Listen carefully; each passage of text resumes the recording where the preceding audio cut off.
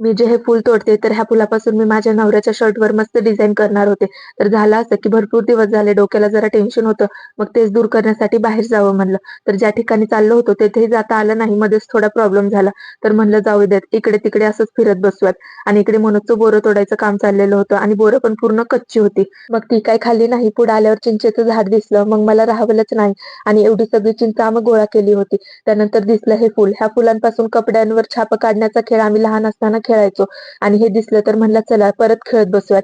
ह्या फुलांचे छाप नीट दिसण्यासाठी पांढरे कपडे आवश्यक असतात आणि योगायोगाने मनोजने तेच घातलं होतं. माझी ही डिझाइन पूर्ण होईपर्यंत आज मनोजची खूप धुलाई झाली होती. पण बिचारा काही बोलला नाही कारण त्याला माहितीये ज्या हाताने आज मी हा शर्ट घाण करते उद्या त्याच हाताने मला हा सगळं स्वच्छ करावं लागणार. आज जरी त्याची पाठ मार खाऊन खाऊन दुखली असेल तरी उद्या हे घासताना माझा हात दुखणार आणि त्याची मज्जा तो घेणार.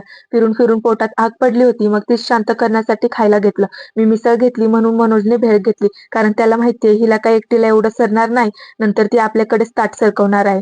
तशा बाबतीत लय हुशार आहे माझा नवरा.